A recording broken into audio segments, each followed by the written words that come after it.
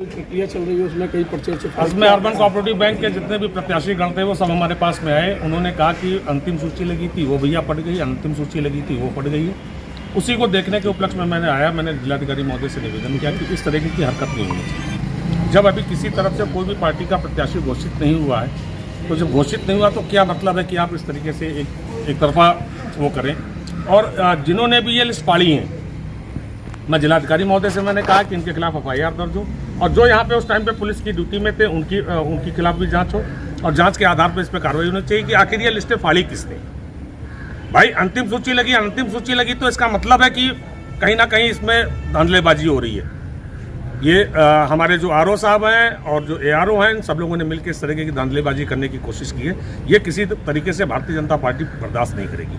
मैं यहाँ का सदर विधायक होने के नाते मैं अपने कार्यकर्ता बंधुओं के साथ में, हमारे बड़े भाई साहब विनोद मिश्रा जी भाई साहब खड़े हुए हैं, राजू मिश्रा दादा हमारे खड़े हुए हैं, विनोद मिश्रा भाई साहब हमारे जिलाध्यक्ष 2 बार रहे, 3 बार के यहाँ के प्रत्याशी रहे, हमारे साथ में अरविंद गुप्ता भाई साहब हैं, पूर्व जिला उपाध्यक्ष रहे हैं, इस बैंक के उपाध्यक्ष रहे हैं, हमारे मनोज अग्रवाल जी भाई साहब हैं, हमारे पन्नालाल अग्रवाल जी हैं, हमारे साथ में रमेश मिश्रा दादा हैं, राजू अग्रवाल जी हैं, सब लोग हमारे सभी लोग यहाँ पे मौजूद हैं। और सभी लोगों का इन्हीं लोगों ने हमें फ़ोन करके बताया कि ऐसी बातें विधायक जी, यहाँ पे लिस्ट लगी थी और लिस्ट लगने के बाद में लिस्ट फाड़ दी गई है। सूची फाड़ी गई है, क्या कार्रवाई करेंगे विधायक जी? मैंने कहा कि सूची जो फाड़ी गई है, मैंने DM साहब से कहा उनके खिलाफ सख्त कार्रवाई की जाए, मुकदमा लिखाया जाए जिन लोगों ने सूची फाड़ी है। चुनाव स्थगित कराने की भी मांग रहेगी क्या? जी हाँ, अभी क्योंकि इस टाइम पे गन्ने के चुनाव चल रहे हैं, इसमें इस तरीके का विवाद हो पाना बड़ा मुश्किल काम है और मैं चाहता हूं कि ये चुनाव स्थगित करके पुनः फिर से फ्रेश रूप से इसका दोबारा प्रक्रिया शुरू की जाए। चुनाव कराने के लिए तो जिस तरह यूपी में ईमानदार सरकार, निष्पक्ष सरकार चल रही है, उस तरह से निष्पक्ष ईमानदारी से उसीलिए आपने देखा कि आपका विधायक उसने जब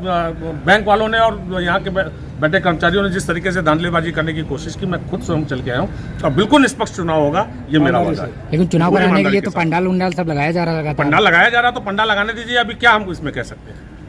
मैं इसमें क्या कह सकता हूँ? मैं अपनी बात, मैं यहाँ इस विधानसभा, सदर विधानसभा का विधायक और विधायक होने के नाते हमारे उसके अंतर्गत बैंक आती, मैं अपने कार्यकर्ताओं बंधुओं के साथ में खड़ा हूँ। जैसा हमारे कार्यकर्ता बंधु निर्देश देंगे हम उस आधार पर चलेंगे। जैसा हमारे विनोद मिश्रा भाई साहब देंगे, जैसा राजू मिश्रा दादा देंगे, अरविंद गुप्ता जी देंगे, पन्नालाल अग्रवाल जी देंगे, मनोज अग्रवाल जी देंगे, राजू अग्रवाल जी देंगे, रमेश दादा हमारे देंगे, जिस तरीके से दिशा निर्देश होगा और जो हमारे जिलाध्यक्ष दिशा निर्देश देंगे उस आधार पर। क्या विधायक जी मुकदमा लिखा जाएगा? बिल्कुल मैं मुकदमा लिखूंगा।